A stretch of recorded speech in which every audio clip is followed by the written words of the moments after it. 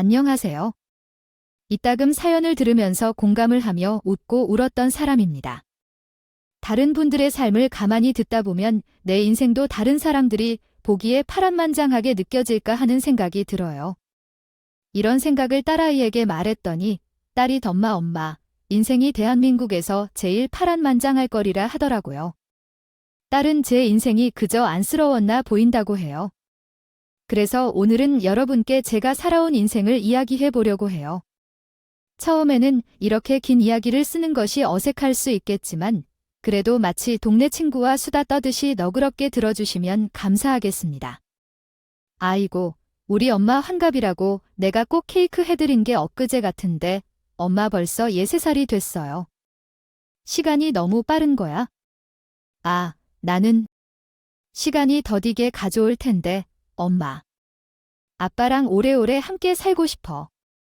오래 살다 보면 내가 내 밥 해주는 상황이 되겠지. 그리고 너무 많은 걸 해서 우리 딸들에게 맛있는 요리를 해주고 싶어. 어쨌든 우리가 함께 지내면 그걸로 충분하지 않아. 누가 왜 엄마한테 밥을 해서 먹고 싶어 할까? 사실은 그런 마음이 없잖아. 너의 요리만큼 내 입맛에 맞는 게 없잖아. 그냥 우리 엄마, 아빠가 나를 키우면서 힘들었던 것을 보상해주고 싶어. 맞아, 딸의 말대로. 시간이 정말 빨리 가네. 누군가 그렇게 말했지? 삶의 속도는 내 나이에 비례해서 가는 거래? 지금 내 삶의 속도가 조금만 늦추면 얼마나 좋을까? 나도 그런 생각을 해. 내 나이는 이미 63세이니까 동서를 보면 동서와도 잘 어울리고 친구처럼 잘 지낸다고 해. 결국 우리 둘 모두가 함께 지내야 한다는 거야. 그의 말은 약간 어수선하고 강조할 만큼 특별한 사항이 없는군요. 생각을 할 필요가 없어요. 그가 제대로 말했는지도 모르겠습니다. 이제 괜찮을 거예요. 말이 그해서 알리 배운 탓인지 그에 대해 더 소속이 되지 않게 할까봐 그에 대한 걱정은 무한하게 됐어요. 그랬고 추가로 그가 나에 대해서 그랜디올 때 먼저 결혼해 애 낳았다고 비굴하게 여긴다고 말했다. 이에 따라서 아내 또한 동서에 대해 심하게 싫어했다고 내버려 둘 수 없겠다. 그것이 그럴 만한 이유라고 생각하지 않으실지도 모르겠지만 저의 친구들도 그녀가 그렇게 싫어했다고 생각하기에는 괜찮지 않을까요? 그래서 저는 결혼을 서너 년 뒤에 했고 아이도 뒤늦게 낳았습니다. 그럼에도 불구하고 나는 기쁨으로 살았고 나의 딸을 나 사랑하기는 물론이고 견제 주체로서 그녀가 애간을 했기 때문에 제가 가능했는지도 모르겠어요. 아들 혹은 딸을 내는 게 중요한지도 모르겠지만 이때 내 여성적 가치 중앙이 많이 낮아졌던 적도 있고 그것이 영웅 반영이 불편했을 수도 있지만 아무튼 그와 다툴 필요가 있었기 때문에 더 신경 쓰지 않아도 될 것 같아요. 결혼한 후 시어머니는 서보다 저를 더 예뻐해 주셨기 때문에 시어머니는 제가 낳은 아이고 시어머니는 당신의 손녀도 마냥 예뻐해 주셨어요. 시어머니는 저희 딸을 보며 귀하게 자라야 한다는 말을 항상 하셨기 때문에 여자는 어릴 적부터 곱게 자라야 해요. 온실 속 화초처럼 고고편하게 자라야 하며 나중에 커서도 사랑받으면서 편안히 살아야 한다는 거죠. 아이고, 예뻐라. 우리 유라는 미스 코리아 나가도 될 만큼 예쁘다. 그러니 아이고, 예쁜 것 이렇게나 당신의 손녀를 예뻐하시는 시어머니. 그러던 중 시어머니가 저희 딸을 미워하게 된 건 동서 아들이 저희 딸보다 공부를 잘해서였어요.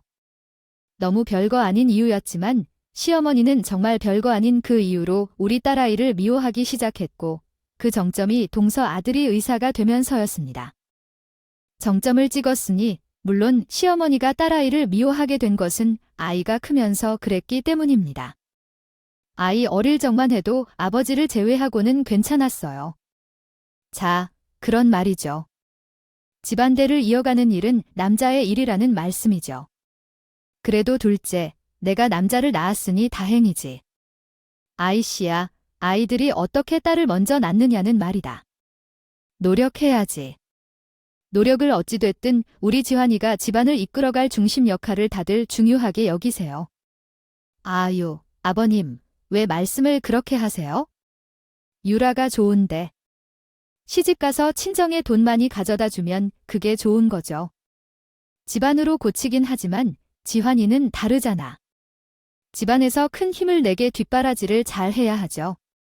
아이, 둘째, 너는 지환이에게 필요한 게 있으면 나에게 바로바로 이야기해. 아버지는 아들을 낳았으니 동서와 그의 아들은 더 예뻐하는 모습을 했습니다. 시아버지가 살아계실 동안 동서는 매우 인기를 끌었습니다. 시아버지는 매우 엄격하신 분이라서 집안에서는 시아버지의 말에 따라야 했죠. 또한 동서는 자신의 콧대가 높다며 종종 제게 까불기도 했습니다. 내가 딸을 낳은 지 얼마 되지 않은 때 집에서 몸을 쉬고 있을 때였는데 한여름에 낳은 딸이 더위로 아프다며 선풍기도 못 틀고 있었습니다. 조금만 일어서려 해도 몸의 기관이 쉬어나가는 것 같았는데 그런 와중에 동서가 우리 집을 찾아왔습니다. 그것도 그의 아들을 데리고 와서 말입니다. 형님, 제가 형님이 요리해 주시는 김치전이 너무 먹고 싶어서 참아야겠어요. 우리 지환이도 형님이 만드시는 거라면 매운맛을 몰라요. 잘 먹을 거예요? 그래서 나는 이렇게 염치 없이 찾아왔어. 정신 나간 여자 아닌가 싶었어. 아이 세상에 몸푼 지 얼마나 되었다고 더군다나 자기도 출산한 경험이 있는 사람이 나를 찾아와서 김치전을 해달라고 한다는 게 너무 어이가 없었어. 자기가 김치전을 못해서 찾아온 거겠지? 그냥 내 엿 먹으려고 온 거라는 걸 너무 잘 알 수 있었어. 그러면서 시아버지 핑계를 들더라고. 아이, 아버지께서 형님한테 가서 김치전 좀 얻어 먹으면서 어머님 것도 좀 챙겨오라고 하셨어. 나한테 해주기 싫다고 하셔도 아버님한테 주는 건 주어야죠. 안 그렇죠. 그게 지금 말하는 거예요? 동서 오늘 나한테 뭔 일로 시비 걸려고 온 거야? 아니면 더위 먹은 거야? 더위 먹었으면 냉수 한 잔 마시고 나가. 헛소리 하지 말고, 어머, 형님 무슨. 말씀을 그렇게 하시면 형님이야. 저한테 지금 어머, 이게 뭐 하는 짓이에요? 정신 나간 여자 같은 게 아니라 정신 나간 년이 맞는 것이었던 동서는 자기 잘났다고 떠들어대다가 그대로 날벼락같이 찬물 세례를 받았어요. 정신 나간 동서한테 찬물이 끼워진 건 다름 아닌 저희 친정 언니였어. 자기 잘 나다고 씨부리던 동서는 물에 젖은 생쥐놀이 되어서 파닥거렸어요. 언니는 그런 동선을 보며 쌍욕을 퍼보았죠. 조용히 안 해. 유아 울면 내가 책임질 거야. 어디서 자식까지 달고 와서는 개소리야, 애 개소리가. 저는 친정 부모님이 일찍 돌아가셨어요. 그래서 언니랑 저랑 둘이 서로 의지하며 살았죠. 당시에도 아이를 낳은 저를 위해서 친정 언니가 저희 집에 제사 후 조리를 해주었어요. 남편은 형부와 지내게 하고서 말이에요. 형부와 남편은 지금도 좋지만 그때도 사이가 참 좋았거든요. 어떻든지 다시 이야기로 돌아와서 잠시 상을 챙겨나간 언니가 집에 들어와서는 동서가 나에게 하는 말을 들었어요. 그리고는 제 얼굴을 닦아주려고 물을 가져온 것이었는데 그 물을 동서에게 쏟아버린 거예요. 이런 골빈년을 봤나 싶어서 너 여기가 어디냐고 찾아와서 진상짓이야?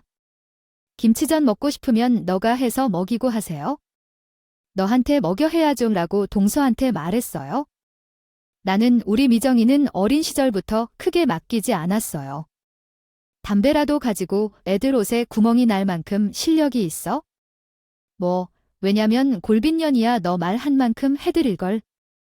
누구한테 연애라고 하는 거야? 이건 진짜 골빈년이 맞는구나. 내가 너한테 연애라고 할 리가 내 동생한테 그런 소리를 할 수 있을까? 동서와 친정언니는 구하계를 할 때 저에게 동성애보다 늦게 알게 되었습니다. 결혼했다고 이야기했었어요. 결혼식 때 언니가 동서를 처음 보았거든요. 저와 남편은 전통적인 혼인식으로 결혼식을 했었거든요. 그때 동서가 제 레복 치맛자락에 담배 냄새를 내었어요. 이야기를 하다 보니 당시의 동서 모습이 떠올라요. 저는 동서를 처음 볼 때 동네에 살 날라리가 있어도 그런 날라리가 있을까 생각했어요.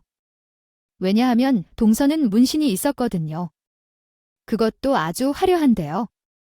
소매를 살짝 걷어도 보이고 양말을 살짝 걷어도 보이는 그런 문신이었어요. 그리고 더불어 동서 지인들이 우리 결혼식에 왔었는데 모습들이 정말 다양하고 특이했어요. 아, 우리가 너무 기쁘게 해서 왔는데 이런 걸로 이렇게 써? 아, 안녕하세요. 결혼 축하드립니다. 아, 이거 좀 신기하네요. 우리 주인이한테 자세히 알아야겠어요. 제가 도와드리겠습니다. 다음은 보다 자연스러운 한국어 문법 구조로 제공된 텍스트를 재구성한 것입니다. 좀 해주세요. 아이, 알겠으니까 나가라고 이것들아. 내가 못 살아 정말. 동서는 자기 지인들한테 축의금만 내고 가라고 서둘러 밀어내고 있었어요. 그 모습을 보고서는 제가 영 마음이 좋지가 않더라고요. 그래도 제 결혼식이라고 축하해 주러 온 건데 밥이라도 드시고 가셔. 말을 하려 동서를 뒤쫓아 나갔었는데 동서가 자기 지인들을 세워놓고 담배를 뻑뻑 피워대며 훈계를 하고 있더라고요. 얘야, 너희는 내가 하는 말을 어디로 드는 거냐? 내가 형님들 기집애 두놓아야 한다고 너희들한테 최대한 보이게 오라고 했지. 누가 최대한 생 양아치처럼 하고 오라고 했냐? 뭐 너희 동네 양아치였다 광고하는 거야? 대체 너희는 대가리에 뭐가 들었냐고? 진짜 가뜩이나 형님들 기집애 선생이라고 두 놓친 내가 아주. 입비 해벌레를 해서는 안 돼요. 그럴 때마다 너희가 뭐라고 할래? 동서는 그렇게 말하면서 자신의 담배를 탁 튕겼다. 그 행동이 바로 뒤에서 있던 제 한복 치맛자락에 딱 떨어진 것이었습니다. 그러자 치맛자락에 구멍이 났고 그때 구멍이 나서 대여하려고 한복을 제가 사버렸어요. 그 한복은 지금도 갖고 있어요. 그때 제가 모르게 화들짝 놀라 소리를 질렀고 그 소리 때문에 동서와 동서의 양아치 친구들이 내 존재를 확인한 거였죠. 동서는 서둘러 그들을 돌려보내고는 다시 얌전한 척 연기를 했어요. 그 상황을 우리 친정언니도 함께 보았고 그 이후로 내가 여러분을 알아보게 되었어요. 내가 우리 미정이라고 하니 굽실거리고 같아요. 내 동생을 건드리면 얄짤 없어요. 김치를 먹고 싶으면 가서 시아버지에게 부탁하라고. 그래, 어디서든요. 와서 개제 거리야 나가 당장 안 나가. 그 아들 내 앞에서 조금이라도 더 맞아볼래? 그렇게 동서는 그날 저한테 시비 걸러 왔다가 본전도 못 찾고 저희 친정 언니한테 쫓겨났었네요. 저희 친정 언니가 동서럼 양아치는 아니었지만 동네에서는 굉장히 무서운 사람으로 어릴 적부터 통했어요. 왜 그런 친구들 있잖아요. 날라리 아니고 공부 열심히 하는데 아무도 못 건드리는 그런 기센 사람 말이에요. 그게 바로 저희 친정언니였죠. 언니는 전날 동선을 내쫓고 나서 묵묵히 저를 챙기다가 귀엽고 눈물을 보이기까지 했었어요. 너희 시아버지도 정말 너무한다. 그렇게 동서 어디서 생날라리 양아치가 너희 집안에 시집 들었다고 시집살이 시킬 땐 언제고? 그놈의 아들 한 명 나왔다고 너를 이렇게 찬밥 취급한다니? 나중에 두고 보라고 그래. 딸들이 오히려 재산이지만 줄 테니까 너는 건강하게만 자라자. 알았지? 그래도 시어머니가 뒤에서 나 많이 챙겨주니까 괜찮아. 견딜만해. 그랬어요. 결혼하고 나서 아이를 낳기 전까지는 동서는 시댁에서 정말 찬밥 취급을 당했었죠. 제가 딸아이를 낳기 전까지 시동생 부부와 저희 부부는 정반대 사람들이었어요. 저와 남편은 중학교 교사로 서로 직장에서 만나 결혼을 했고 시동생 부부는 무슨 일을 하는지 알 수 없는 정체불명의 일을 하다가 사고쳐서 결혼을 한 사이였어요. 그러니 고지식한 시부모님이 동서를 싫어하셨어야만 했어요. 그런데 누가 알았겠어요. 제가 아들을 못 낳았다는 이유로 시아버지한테 철저히 무시를 당하고 동서가 오히려 시댁에서 상전 대접을 받을 줄 말이에요. 그렇게 아이를 낳고 나의 위치가 현저히 달라지고 말았어요. 아이고, 내가 술을 줄이라는 말을 몇 번이나 했는데 말이죠. 안화, 소일 해봐도 안 듣고 고집이 센다고. 이제는 좋아하는 술조차 입에도 못 넣게 되고 어쩌다 이러는 거야? 동서의 뒷배가 있던 시아버지가 건강이 안 좋아지기 시작했어요. 즉, 술을 좋아하셨던 시아버지가 간 절제 수술을 받았죠. 조클린 것, 아이고, 제 딸이 언제 학교를 다닐지의 문제인 거야. 시아버지가 안 좋아지면 동서가 기필이 꺾일 거라고 생각했는데 어쨌든 동서의 아들이 영재 소리를 들을 정도로 똑똑했고 시어머니는 저희 딸과 동서의 아들을 비교하기 시작했어요. 시아버지가 비교를 하지 않으니까 이제는 시어머니가 하더라고요. 그 비교가 점점 내게와 동서를 비교로 넘어갔죠. 너는 애가 어떻게 그러게? 성적이 나오지 않는다고 하면 제 정도면 지능 검사를 받아야 하는 거 아닐까요? 제 엄마와 지혜는 학교 선생님이라 애가 그러한 멍청한 면이 있을 수 있어요. 시어머니는 그런 점을 서슴지 않았어요. 솔직히 저나 남편은 학교에서 아이들을 가르치고 있지만 성적에 연연하지 않고 싶어요. 아이들은 각자 잘하는 분야가 있으면 그것을 살려주는 게 중요한 거죠. 그에 대해 시어머니는 난리를 쳤었어요. 애를 망치는 거라고 생각하시는데 공부 빼고는 다 쓸데없는 거라고 생각하셨어요. 어슬렁거리며 시어머니와 갈등을 겪다 보니 결국에는 갈등이 터진 날이 있었어요. 그때는 우리 딸이 중학교 1학년이었고 조카가 고등학교 1학년이 돼 있던 때였죠. 애한테 가르칠 게 없어서 붓질이나 하라고 가르쳐주기 시작했어요. 너는 도대체 엄마라는 건 생각이 있는 거야 없는 거야 남의 집. 새끼들은 동서다운 방식으로 가르치는 동서인데 딸에게는 왜 그런 식으로 나갈 거야? 아이는 학원 다니면서 도시락을 들고 다니면서 다니다가 엄마에게 할 말이 있다면 그것을 모르냐? 아야, 어머니, 그만하세요. 혹시 형제들이나 형님과 아줌마님도 생각이 많겠죠? 그리고 중이지 머이는 깎을 수 없다고 했죠? 동서아, 지금 뭐라고 했어? 다시 한번 말해봐. 뭐 시끄러운 소리야. 어디서 그런 소리를 냈니? 왜 성을 높여서 말해? 내가 뭘 잘했다고요? 시어머니는 저희 딸이 공부를 못한다고 하니까 미워했었나 봅니다. 고집센 시어머니는 예체능에서 모래를 먹고 살겠냐면서 난리가 났었죠. 그러면서 강하게 조카를 학원에 보내고 차에서 도시락을 먹이는 동서와 저를 비교하며 날 꾸짖었어요. 시어머니는 동서의 그런 모습을 좋게 생각하지 않아 했어요. 제 남편과는 관련이 없었죠. 17살 된 아이라면 얼굴에 경험이 전혀 없었다고요. 만 씨는 나이가 어리게 보였어요. 그동안 학원에 다니고 공부하고 자랐지만 항상 마음속으로는 다르게 생각했어요. 어머니께서는 저희 딸이 어떤 일을 하든 잘할 것이라고 믿으셨어요. 아이들은 지금 14세와 17세인데 이것저것 경험해보도록 해야 한다고 생각해요. 저는 그렇게 생각합니다. 아이들의 아빠도 비슷한 생각을 가지고 계시죠. 말이 많고 거만하게 행동하고 있는데 너희가 재벌인 줄 아냐? 라고 말하면서 애가 집을 나가도록 많이 어쩌나 모르겠어요. 어머니께서는 아이들의 아빠가 예전에는 그렇게 다뤘다고 하시는데 지금은 얼마나 잘 성장하고 자신의 직장에서 잘 해내는 어른이 되셨다고 생각하시죠. 또한 제 딸의 업무는 제가 대신 알아서 처리할게요. 제가 할 말이 맞지 않나요, 솔직히? 왜 내 자식의 일에 그렇게 관여하는 거죠 하고 손을 구했습니다. 아마 제가 그것이 계기로 시어머니가 저를 더 미워하게 되었을 거예요. 시어머니는 제 옆에서는 다르게 알랑방귀를 끼는 동서를 좋아했으니까요. 시어머니는 아마 나중에 형님이 얘기해주기 바라면 후회하게 될 거예요. 그러니 너무 심하게 모욕하지 마세요. 사람은 원래 자기가 겪어봐야 하는 법이니까요. 어쨌든 그런 여우 같은 건 자신의 상황을 유리하게 만드는데 애를 썼어요. 속은 훤히 드러나는 말이 아니었지만 이미 제게 미움의 뿌리를 꽉 박아놓은 시어머니는 동서의 그런 말에 기뻐했겠죠. 그런 식으로 이어진 갈등은 딸이 성인이 된 이후에도 여전했어요. 저희 시어머니의 연세는 현재 여세가 더 많이 살아있는 것 같습니다. 아직도 창창한 사람들이 우리 시어머니를 볼 때마다 그래요.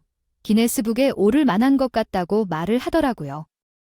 장수해도 기네스북에 오를 것 같다고 하시던데 부모님이 오래 살아계시면 좋죠. 그게 싫은 게 있겠어요. 그런데 솔직히 말해서 허구한 나이의 딸과 조카를 비교해대는 게 시어머니가 몇 살을 사시겠다는 건 중요한 일이 아니더라고요. 나는 그냥 우리 시어머니를 미워하고 싶은데 내가 좋을 게 있겠어요? 아니, 허구원. 우리 유라 얘기만 꺼내면서 제가 머리가 비었네. 어떻게, 아유, 내가 이런 일이 어렵다.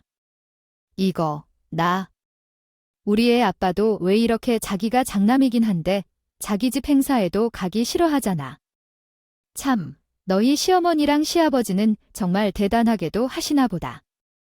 어쩌면 그렇게 한결같이 그러신다. 아유. 기력도 좋으시네요. 너도 더 신경 쓰지 말고 그냥 무시해. 아이고, 나도 무시하고 싶지만 언니 그런데 자꾸 사람들을 깎아내리는 거 아니야. 솔직히 말해서 나중에는 그냥 시어머니가 미웠어요. 밥 먹는 것도 꼴 보기 싫고, 아이고, 그냥 다 싫더라고요. 제가 시어머니한테 그런 감정을 가지게 된 건 결정적인 사건이 있었어요.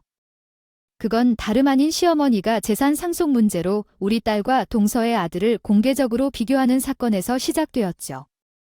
우리 딸과 조카를 놓고 내가 있어서 우리 가문 대를 잇겠다는 말로 비교하고 차별했어요. 그때도 시어머니는 여자들이 먹는 밥상과 남자들이 먹는 밥상이 따로 있어야 한다는 생각을 했어. 이거는 우리 집이야. 이거는 유란인데 흘리지 말고. 엄마, 왜 고기가 없어서 화가 나? 고기를 먹고 싶은데 제 딸 아이에게는 고기 한 점도 없는 탕국을 준다. 시어머니 행태 남편이 너무 열이해서 우리 부부는 딸이 고등학생이 될 때까지 명절 당일에만 가서 차례를 지내고 빨리 돌아왔어요. 자신의 아버지는 아무것도 모르시는 듯 그렇게 말씀하시는 게 아니에요? 제가 결정합니다. 똑같은 손주인데 내 소녀라는 이유로 맹국물만 주는 걸 보니 작은 아버지는 기뻐할 거예요. 에이, 그래도 이 아이네 부모 얼굴은 제대로 봐야지. 왜 그렇게 매정하게 말해요? 매정하다고 하셔도 전 상관없어요. 아무 이유 없이 제 아이를 차별하는 건 보고 싶지 않아요. 물론 친척들이나 시부모는 그런 우리 부부를 보고 매정하다는 이야기를 많이 했었어요. 그래도 우리 남편 말이 맞아요. 이러한 짓을 하는 새끼에게 누가 거기서 음식을 만들고 차를 타고 같이 얼굴을 보며 밥을 먹고 싶겠어요. 그래요. 아무튼 어릴 적에는 그렇게 장난을 쳐도 되지만 손주 손녀가 커서 자리를 잡으니 이제는 직업을 가지고 시비를 걸더라고. 아이쿠, 세상에. 우리 지환이가 그냥 어릴 적부터 톡 부러지더라도 내가 이렇게 잘 자랄 줄 알았어. 세상에, 그냥 집안에 경사가 났지? 너가 우리 장가 집안 체면을 제대로 살렸다. 그래, 제대로 살렸어. 아니야. 지환이가 아니라 우리 장 선생님이라고 해야 하나. 제가 봐도 조카는 참 머리도 좋고 성실해서 그렇게 잘한 조카는 누가 봐도 좋은 의사인 직업을 가지고 있었어. 조카가 의사 가운을 입을 때 함께 있던 시어머니와 함께 아버지는 나라를 구한 영웅을 맞이하는 것처럼 아주 황홀했습니다. 우리 딸이라는 입장에서는 보게 될 게 아무것도 없는 일이었어요. 저희 딸은 중소기업에서 무역 관련 업무를 맡고 있었거든요. 시부모님의 입장에서는 당연히 의사가 훨씬 더 어울려 보였을 것입니다. 더구나 자기 손녀가 된 의사는 마치 하늘에서 꿀이 뚝뚝 떨어지는 것과 다름이 없었고요. 그런 상황에서 시어머니는 상속을 약속하고 식구들을 소환했고 그렇게 말했어요. 내가 이 집안의 재산을 누구에게 줄 것인지는 그 사람의 성공에 달려 있어. 그런데 이제 봐봐요. 우리 손녀가 우리 집의 중심이 된 의사가 된 것을. 집안에서 혼자만큼 능력이 좋고 성공한 사람이 어디 있나요? 그래서 나는 선산을 이끌어내서 우리 집의 중심으로 삼을 것이다. 으라차차 서운하다고 하더라도 어차피 여자는 결혼을 통해 집 밖으로 나갑니다. 외가 있으면서 내가 너한테 재산을 준다 해도 내가 시집가서 남의 집을 배터릴 거예요. 장가 집안이 잘 돌아가야 한다는 건 당연한데 너도 위를 보겠지만 그렇게 말하는 건 좀 그렇지 않나 싶어요. 할 말은 하려는데 우리 집 자식인데 자신 있는 듯이 시어머니께 이런 말을 하는 거야? 팔자로 바로 건네놓고 말이죠. 앞에 놓인 커피를 여유롭게 마시며 이야기를 주고받고 있는 딸이 정말 멋있었어요. 할머니는 제가 처음부터 할머니가 주시는 재산을 받을 생각조차 없었어요. 뭐 윌이 많이 상했겠네요. 하지만 할머니 말씀처럼 재환 오빠가 잘 되면 나한테 뭔가 더 주겠지 않겠어요. 그래도 아들아, 나는 오빠한테 무언가를 받고 싶지 않아. 라이가 그렇게 말하자 모든 시댁 식구들이 홀랑놀란 입을 다물었습니다. 다물지 못한 채로 딸아이는 저녁을 걷어차지 않는 듯이 이야기를 시작했어요. 그 이야기는 다름 아닌 자기 할머니에게 말이에요. 할머니, 그러니까 할머니도 출가를 하신 외인으로 이황씨 집안에 시집 오신 건데 할아버지가 나서서 재산 상속에 대해 이야기를 해주심이 맞는 것이 아니에요. 아이, 뭐야 너 지금 무슨 소리를 하는 거야? 하고 기집애가 되어가면서 말이야. 맞는 말이잖아요. 할머니가 말씀하시는 대로만 따지면 이 대단한 집안에서 남자들에게 돈에 대한 권한이 있는 거잖아요. 제가 이해가 안 가서요. 어쨌든 나는 할머니가 그 돈을 주시든 말든 받고 싶은 생각이 없으니까 나한테는 그 이야기를 안 해도 돼요. 그럼 저와 엄마, 아빠는 나가도 되는 거죠. 내 집 딸인데 아주 대담스러워 보이기도 하지 않나요? 참, 똑똑한 딸인데 저희와 남편은.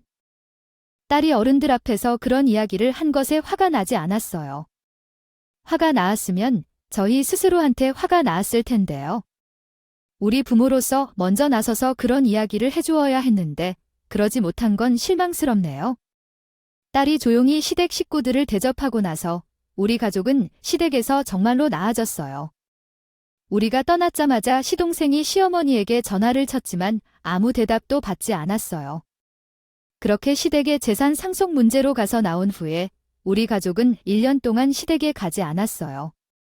다른 얘기는 아니고 너희 엄마의 생일인데 그날 무조건 와야겠죠. 너희 엄마나 나도 얼마나 더 살겠다고 그러느냐? 그때의 일은 그때의 일이고 나오세요. 밥이라도 함께 해먹으러 오세요. 왜 유라도 데리고 오지 않아요? 그 뒤에는 시어머니가요. 생신을 맞이하게 되어서 어떻게 된 일인지 아버지께서 전화를 주셨어요. 다른 건 몰라도 이제 제대로 살아봤자 당신들이 얼마나 살 수 있겠냐 하시고 시어머니 생신날에 와서 같이 식사라도 하고 가라고 말씀하셨어요. 시어머니와 시동생을 내 가족으로 생각하면서 가고 싶지 않았지만 편찮으신 아버지를 위해서 가기로 결심했어요. 시어머니는 나 정말 오랜만인 것 같았는데 아버지의 건강은 점점 좋아지지 않으셨으니 찾아뵙는 게 더 좋을 것 같다 해서 같이 가기로 했어요. 그렇게 1년 만에 시댁 모임에 참석했어요. 아이고, 평생을 함께할 것처럼 싸구려 이야기도 없이 나가는데 3명이 쭈르르 와서 함께 앉기는 했네요. 아, 왜 재산을 놓치기 아깝지? 아이, 사람이 정말 그만 좀 해야지. 애들이 그런 걸로 왔겠어.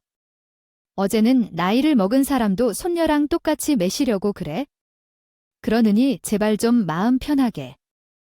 옛날에는 시아버지가 그렇게 우리 딸을 차별했지만 이제는 상황이 바뀌어 시어머니가 더 차별하는 모습을 보고 잔소리를 하시더라고요.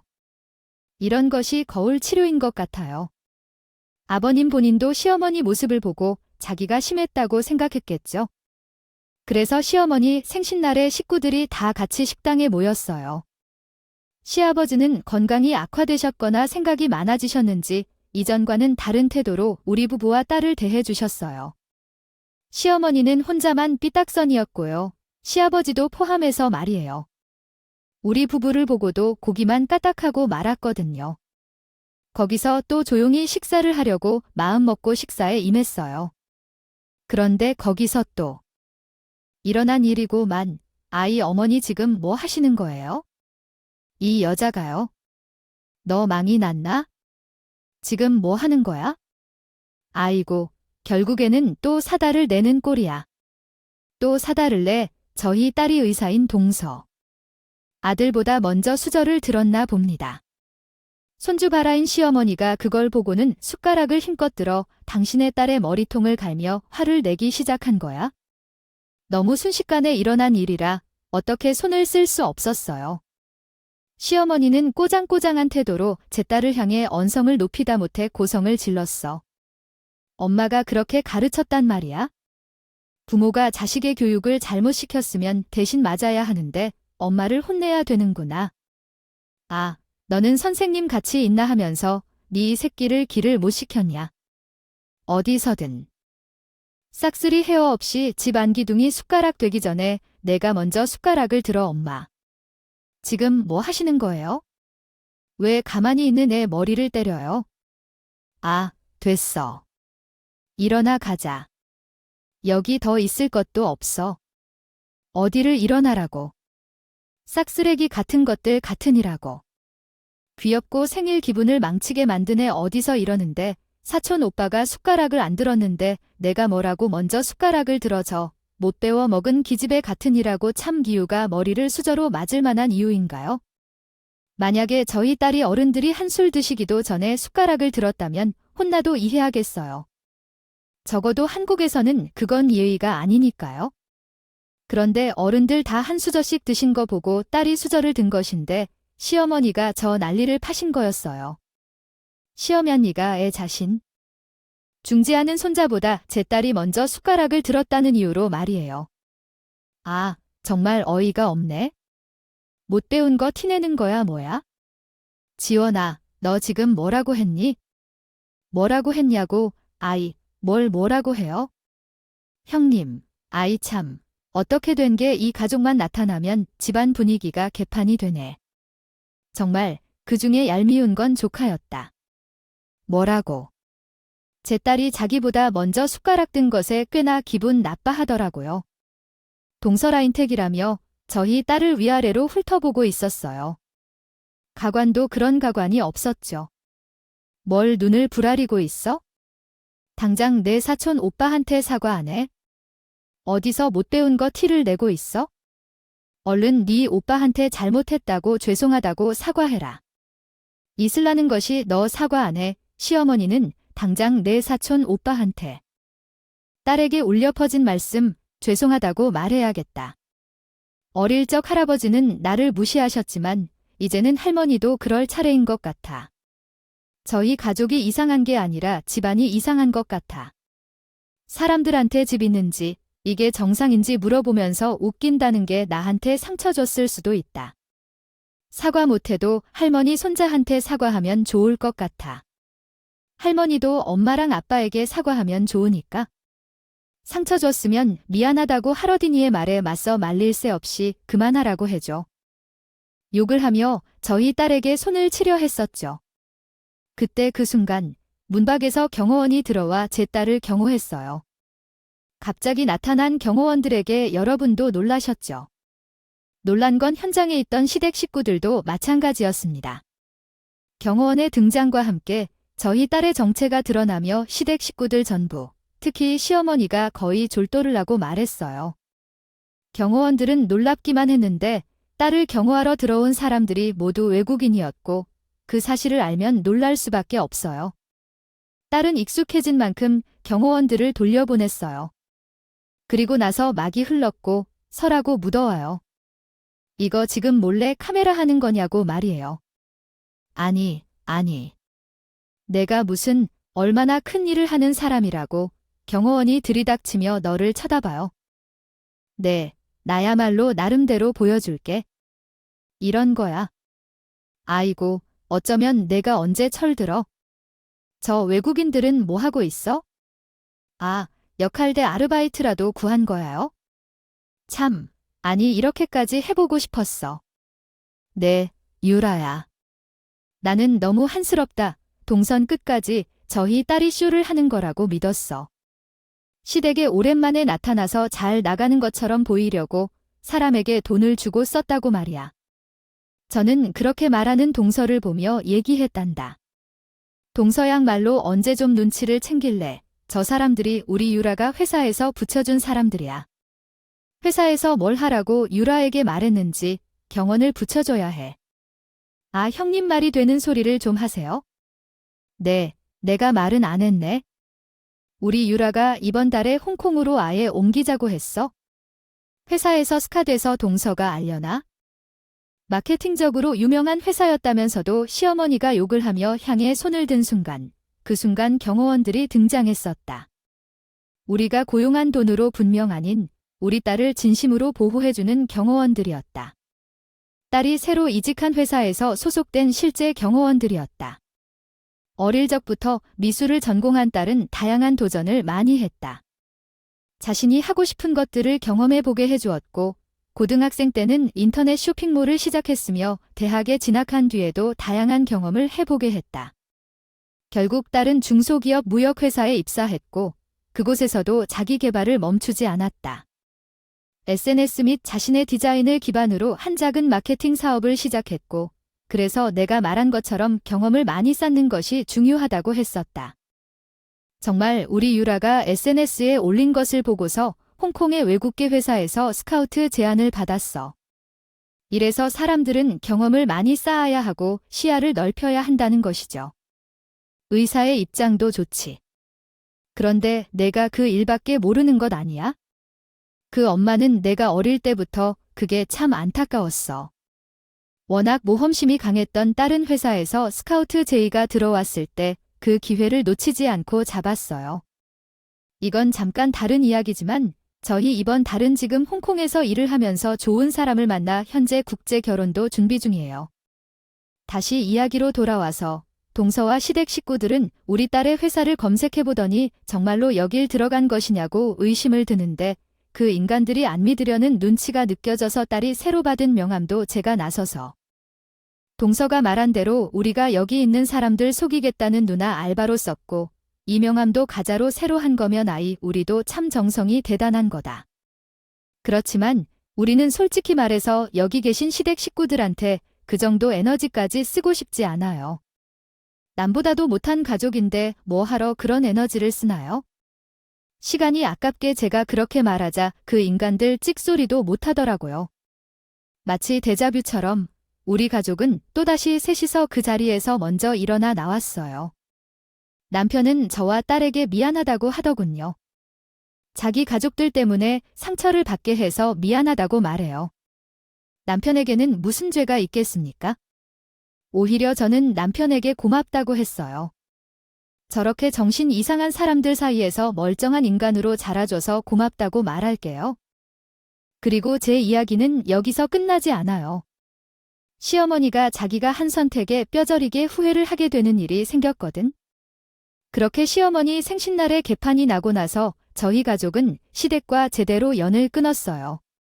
시어머니는 자존심 때문에 저희한테 연락도 못하다가 그놈의 귀한 손자 때문에 저희한테 먼저 굽히고 연락을 해왔죠. 유라에게 이야기해서 좀 도와주라고 해라.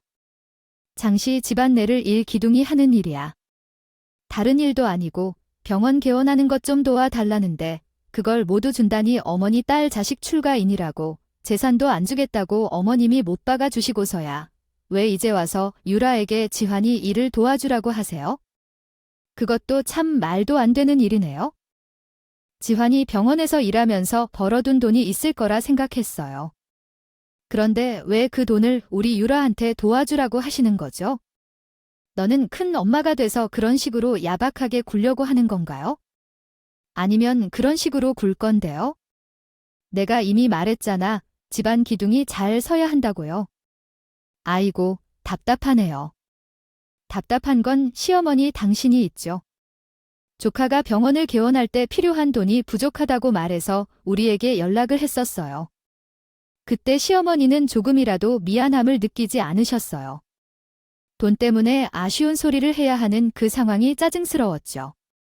하지만 사실은 조카가 병원을 개원하기에 돈이 부족하다는 것은 시어머니가 연락을 받기 전부터 이미 알고 있었어요.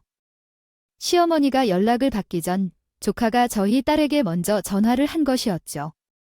딸이 그 사실을 미리 전해주었어요. 조카가 돈을 빌려달라고 하기 전에요. 그동안 쌓인 것들이 있는 것 같아 딸도 마찬가지로 좋게는 말하기 어려울 거라고 생각해. 딸이 조금 신경을 화나게 했더라 애석하게도. 오빠야, 대체 할머니께서 주신 돈은 어디에 모두 썼니? 이것저것 해결하다 보면 결국은 오빠가 이미 상속받아서 처리한 거겠지? 아니야. 그리고 돈이 필요하면 할머니께 말해. 할머니가 도와주실 수 없다고 하시면 손해인데 아야야. 너무 걱정하지 말고 내가 책임지고 해결해주지. 너한테 뭐 좀 부탁 안 해도 괜찮아. 딸이 말하길 자기가 알아서 처리할 수 있다니 조카는 머뭇대며 진실을 이야기했대. 알고 보니 조카는 할머니가 미리 상속받은 재산을 투자해 병원을 개설했다기보다 그 돈으로 투자를 했나 봐. 어마한데 넣었던 거예요?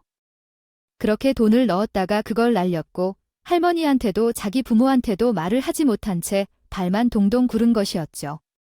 아이 그래도 같은 가족이고 우리가 제일 가까운 사촌인데 나 좀 도와주라.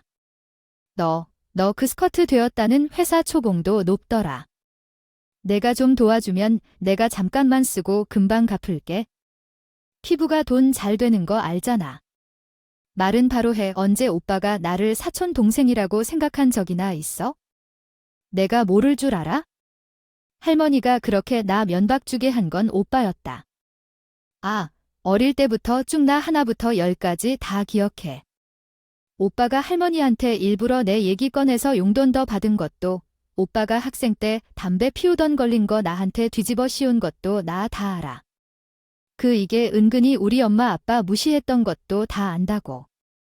그런데 동서 흉을 보는데 솔직히 동서랑 얼마나 제 흉을 받겠어요. 둘이 이렇게 짝짝꿍이 잘 맞았었는데 제가 그냥 시큰둥하게 있으니까 시어머니 속이 타는지 저를 힐끔힐끔 보면서 때로는 비굴하게, 때로는 시어머니 운누하면서 자리 하나 해달라고 말을 하더라고요. 근데 사실 그지에 우리 부모님께서도 물 좋고 공기 좋은 곳에 내려가서 한적하게 노후를 즐기며 살고 싶다고 하시면서 가지고 있던 건물 2채를 저랑 제 동생에게 주고 싶다고 말을 하셨거든요. 대신에 건물에서 나오는 수익이 있으니까 월 200만 원씩 저랑 동생에게 받아 가시겠다고 하시더라고요. 남편은 이 사실을 알고 있었으니 시어머니도 알고선 저를 찾아왔을지도 모르죠. 솔직히 저랑 제 동생은 개꿀 아니겠어요? 아, 창조주 위에 건물 주려고 하는데 생각보다 큰. 저희에게 각각 건물 한 채씩 물려주시겠다고 하셨으니 그래서 당장이라도 그렇게 하겠다고 했지만 증여세로 나오는 세금은 우리가 알아서 내야 한다고 하셨어요. 세금을 계산해 보니 미리 신고하고 뭐 할 때에는 남편과 내가 가진 돈 중에 약 6억 원 정도가 부족할 것 같았어요. 그런데 이 돈을 건물담보로 대출을 받으려고 해도 명의는 제 것이 아니라서 절차가 복잡하겠더라고요. 그래서 우리가 현재 사는 집을 금매로 판 다음 남편의 명의로 전세 대출을 받는 게 금리도 더 싸고 빠르겠지요. 그래서 우리는 현재 집을 금매로 팔고 전세 대출을 받기로 했습니다. 남편과 함께 이것저것 알아보던 상황이었는데 저는 슬쩍 시어머니께 말씀드렸어요. 그러니까 지금 이야기하는 건 도와달라고 하시는 게 아닌가요? 병원을 차리게 해줄 수 있냐고 그냥 도와주실 수 있을까요? 라고 말하느니 평가이나 저런 좋은 일이 일어난다면 당신 행복하다는 생각이 들어요. 친정에 건물이 있잖아요. 어머니는 어떤 복 좀 받으신 분 같아요. 친정 부모님이 저랑 제 동생에게 건물 한 채씩 주신다고 하셨거든요. 남편께는 이미 미리 들었을지도 몰라. 하지만 그 무뚝뚝한 사람이 저한테 그런 얘기를 했을까요? 정말로 건물 증여를 받았는데 만약 그렇다면 그 자리에 어떻게 대체로 며느리 병원 자리를 할 수 있을까요? 저는 정말 이상한 생각일까요? 그 사람이 얼마나 조그만하게 대접해주며 이야기를 하는지 상상도 못해요. 빛을 내도 도와주지 않으면 어떡하지 생각했어요. 이렇게 사소한 일을 주고받으면서도 받아들일 만큼 값어치를 하나였던 것 같아요. 하나만 못해주냐고 하는데 어머님, 도대체 얼마나 받아 먹으셨나요? 동서가 그렇게 말을 하겠어요. 동서가 염치가 없는 사람이라고 하는데 어머님께 해드린 것만으로도 그 정도 요구도 하는 거겠죠. 아니, 내가 뭘 그렇게 받아 먹었다고.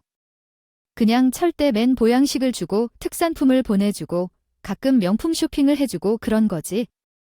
거기다가 노후에 우리를 모시고 사네 어쩌네 하더니만 그런 이야기도 썩 들어간 거 있잖아요. 그게 전부인데 병원 자리를 요구했다고 어머님 수지타산이 안 맞잖아요. 솔직히 말해보세요. 뭐 더 받으셨어요? 제가 출궁을 하듯이 말을 하니까 시어머니가 우물쭈물하면서 힘들게 입을 열더라고요. 시어머니 입에서 나온 이야기를 듣고 저는 입을 떡 벌리고요. 말하고 싶은 것은 사실 둘째 날 집안에서 사기를 당한 것은 내 탓이나 다름없다는 겁니다. 아야, 내가 정말 왜 그랬나 싶어지네요. 내가 아는 부동산 투자자가 목이 좋은 땅이 있다고 해서 투자를 결심한 것이었거든. 그래서 나한테 그 땅이 값이 많이 오를 것이라고 확신을 주더라고요. 그런데 내가 우리 남편에게 이야기를 해주었고 둘째 날 우리 친정에도 말씀을 올렸다는데요.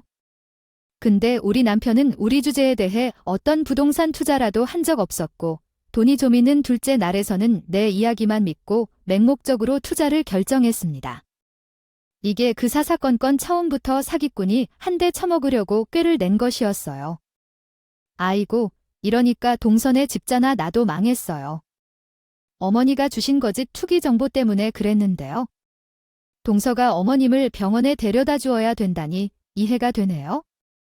근데 어머니는 이런 동서한테 친정집에 돈을 넘기셨네요. 말로만 말한 것이에요.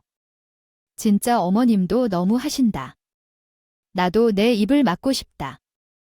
예컨대 솔직히 투자는 자기네들이 한 것 아니지만 나는 정문만 준 것뿐인데 왜 내 탓을 하냐고?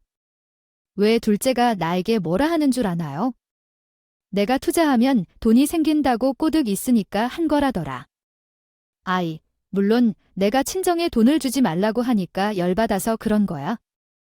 알겠는데 너도 하자니 우리 아들들이 얼마나 힘들게 번 돈인데 걔가 의사하고는 하지만 월급쟁이나 다름이 없지. 네가 벌어서 친정에 다 주면 우리 아들만 힘든 게 아니야. 어머님, 솔직히 어머님도 동서한테 너무한 거 아시죠? 동서의 입장에서는 어머님이 제일 원망스러울 것 같은데 솔직히 이 상황에 끼고 싶은 생각이 들지 않네요. 둘이서 해결해야 할 문제를 왜 저한테까지 끌고 와서 이걸 해야 합니까?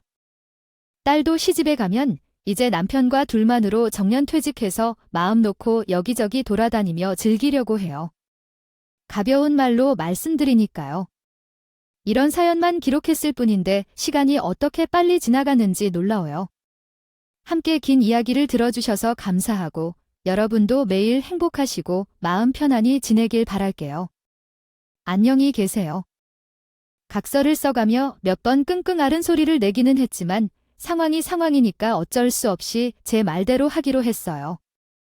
지금부터 제가 불러드리는 것 하나하나 받아 적으시고 지장까지 찍으셔야 해요.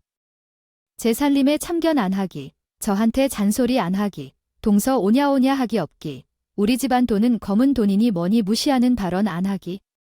아니 이해, 너한테 뭐도 걸지 말라는 이야기니 내가 내 살림이 참견을 했다면 얼마나 했다고. 그냥 서로 딱 듣기 좋은 소리만 하면 되죠. 왜 굳이 기분 상한 이야기를 입 밖으로 꺼내고 그래요? 어머님이랑 저랑 적당히 거리 유지하면서 살자고요. 시어머니는 결국 지장까지 떡하니 찍었어요. 시어머니는 제가 그 각서 받아 챙기자마자 바로 동서한테 내가 병원 자리 해주마.